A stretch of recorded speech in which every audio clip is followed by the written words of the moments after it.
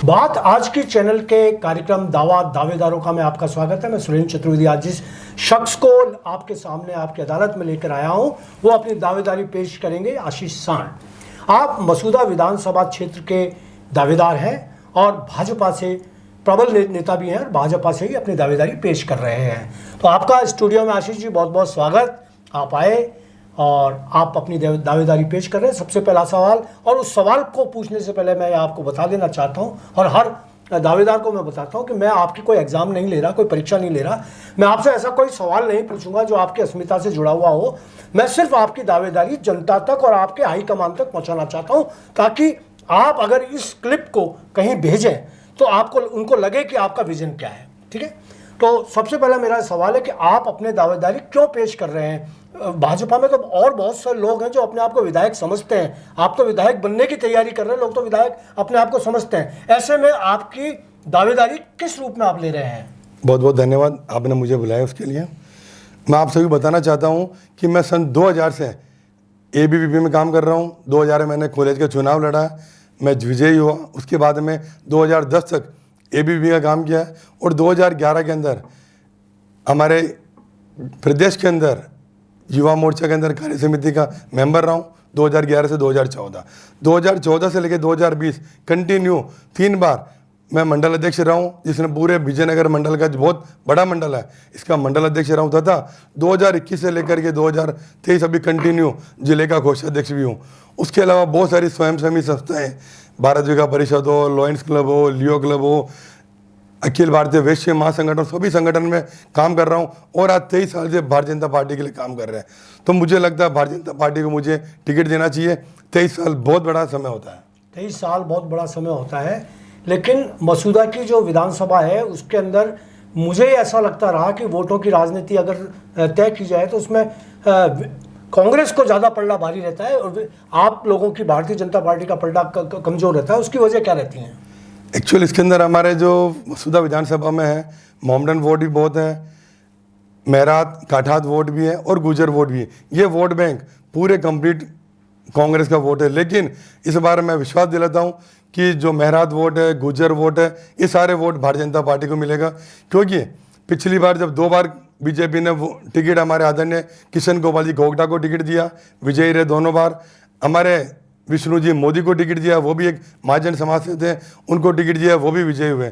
इसलिए महाजन समाज की सीट बनती है और महाजन समाज को हर कोई वोट देता है, भले गुजर हो, जाट हो, एससी हो, एसटी हो, मेहरात हो, हर समाज सपोर्ट करती है जी। तो आप जातिगत आधार पर टिकट की दावेदारी कर रहे हैं या अपनी सेवाओं के आधार पर कर रहे हैं? दोनों चीज़ है, सेवा भी कर रहे हैं। आज हम बहुत से एनजीओ में जुड़े हुए हैं और 23 साल से हम भारतीय जनता पार्टी के लिए काम भी कर रहे हैं। ऐसा क्या काम कर दिया आपने या ऐसा क्या विजन है आपका कि आप ही विधायक हो तो मसूदा का विकास हो सकता है, आपके अलावा अगर कोई बनता है तो विकास नहीं होगा? ऐसा क्या आप विजन रखते हैं उसके लिए? विजन तो एक भी आज हमारे मसूदा विधानसभा की ये हालत है कि रोड तो कम है, खड्डे बहुत ज़्यादा है।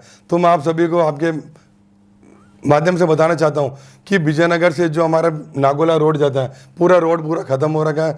विजयनगर से हम मसूदा जाएंगे, मसूदा से ब्यावर जाएंगे, वो रोड बिल्कुल खड्डे खड्डे हैं। उसी के अलावा विजयनगर से हम भिड़ाए जाते हैं, वही पूरे रोड ख़राब है। तो एक तो पूरा जो रोडों का जाल है उसको पूरे हर गाँव के एरिया के अंदर जाल बिछाएंगे तथा क्लीन मसूदा एंड ग्रीन मसूदा के तहत भी मसूदा के अंदर बहुत बढ़िया काम करेंगे। और आज हमारे मसूदा विधानसभा में ये हालत है, गाँव के अंदर लाइटें नहीं है, रोड लाइटें बंद पड़ी है, लाइटें आती ही नहीं है। मैं विश्वास दिलाता हूँ पूरी मसूदा विधानसभा की कि सभी गाँवों के अंदर बढ़िया लाइटें होगी, लाइट की रोशनी होगी तथा अंधेरे में मेरा मसूदा विधानसभा नहीं रहेगा। तथा ये आशीष जी, ये आश्वासन तो राकेश पारिक ने भी दिया था, जिसको आप एक्सीडेंटल विधायक कहकर बड़े मजे लेते हैं उनके। तो वो भी बने और उन्होंने भी सुदामा बनकर वोट मांगा और उन्होंने वो सारे आश्वासन जो आप इस मंच से दे रहे हैं, उन्होंने जाने कितने मंचों पर वो आश्वासन दिए। तो उनके बारे में आप क्या कहना चाहेंगे? राकेश पारिक को आप क्या मानते हैं? कथनी और करनी में फर्क होता है। जब आज के 4.5 साल पहले मसूदा की जनता ने उन्हें विधायक बनाया, लेकिन आज उनका रिजल्ट आप फील्ड में जाके देखेंगे तो उन्होंने मेरे हिसाब से मसूदा के लिए कुछ काम नहीं किया, केवल थोड़े वादे किए हैं और जनता त्रस्त हो रही है और व्यापारियों की हर जगह हालत खराब है। व्यापारियों की हालत खराब है, जनता की हालत खराब है। तो राकेश पारिक जो बहुत अच्छे परिवार से आए थे, राजनीतिक परिवार से आए थे, और संस्कारवान परिवार से आए थे। आज उन्होंने उनको मसूदा के अंदर किस तरीके से वो होता, अगर वापस टिकट मिल गई और आपका मुकाबला वापस राकेश पारिक से होगा तो आप उसको किस तरह से लेंगे? ज़्यादा तो नहीं कहता मैं, कम से कम 30 से 40 हज़ार वोटों से राकेश जी पारिक को हराने का मैं आपसे इस मंच के माध्यम से विश्वास दिलाता हूँ कि उनको हरा दिखा देंगे। हराकर 40,000 वोटों से आप राकेश पारिक अगर आपके सामने खड़े होते हैं तो हो जाएंगे। बिल्कुल। और इसके अलावा आपको अगर खड़ा करते हैं और राकेश पारिक के जगह किसी और दूसरे को करते हैं, जैसे मैं यही कह दूं आपसे, मजाक ही है भले, लेकिन अगर सचिन खुद पायलट खड़े हो जाएं तो फिर आप क्या करेंगे? तब क्या दावा यदि करेंगे? सचिन पायलट जी खड़े होते हैं तो मेरे हिसाब से ओनली केवल जातिवाद चलेगा प्योर, और सारी जनता एक तरफ हो जाएगी और एक सचिन पायलट गुर्जर समाज एक तरफ हो जाएगा। तो आप क्या मानते हैं कि किस तरह से आप मुकाबला करेंगे अगर सचिन से आपका मुकाबला होता है? सचिन पायलट साहब भी आते हैं तो वो भी कम से कम 20,000 वोटों से हारेंगे, मैं आपको विश्वास दिलाता हूँ। तो 20,000 वोट से सचिन पायलट आपसे हारेंगे अगर वो लड़ते हैं। राकेश पारिक अगर इलेक्शन लड़ता है तो 60,000 वोटों से हारेगा, ये आपका दावा है। इस दावे का आधार आपकी टीम वर्क है आपका, या क्या है इसके पीछे? 21 साल 23 साल की मेहनत है, 23 साल से हमारी टीम जुड़ी हुई है, कार्यकर्ता फील्ड में काम कर रहे हैं। आज भारतीय जनता पार्टी भी एक एक बूथ के ऊपर जाकर के काम कर रहा है।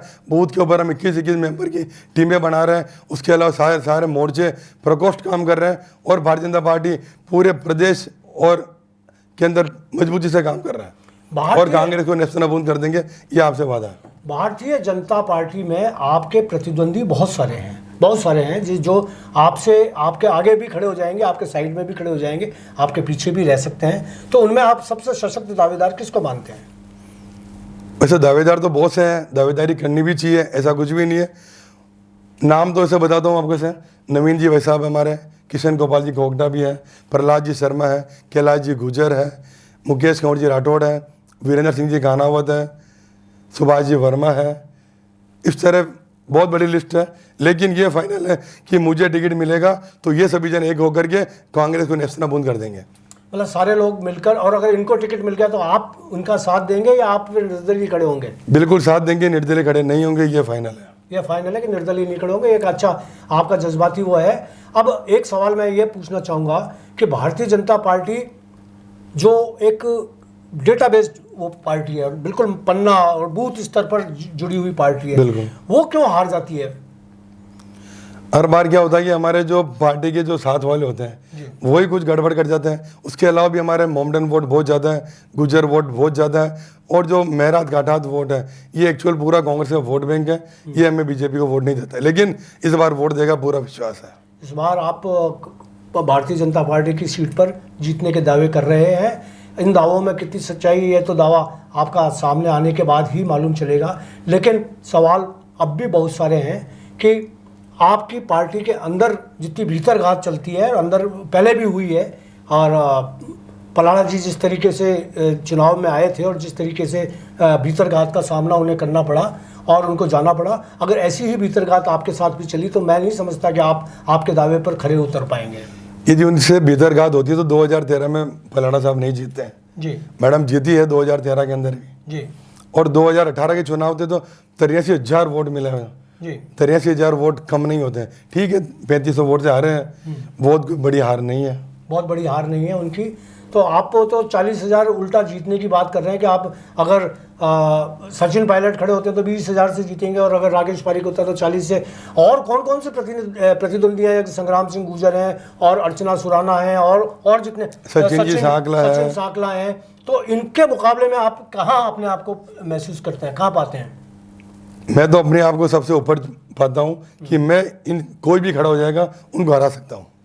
अच्छा, कोई भी इनमें से भी कोई खड़ा हो तो आप हरा सकते हैं। आपकी लोकप्रियता इस लेवल पर है, आपका आत्मविश्वास इस लेवल पर है। बाकी मैं नहीं कहता आशीष जी, लेकिन इस बात का तो आपको मैं वो साधुवाद देना चाहूँगा कि आपकी आत्म जो सम्मान है और आपका जो बोलने का तरीका है कि आप दावा जो कर रहे हैं, आपके दावे में दम है, और जिस आत्मविश्वास के साथ आप दावे को कर रहे हैं उस दावे का असर इंशाल्लाह हो, ईश्वर करे कि आपको भारतीय जनता पार्टी टिकट दे और आप चुनाव लड़ने के लिए अपने दावे के साथ मैदान में जाएं।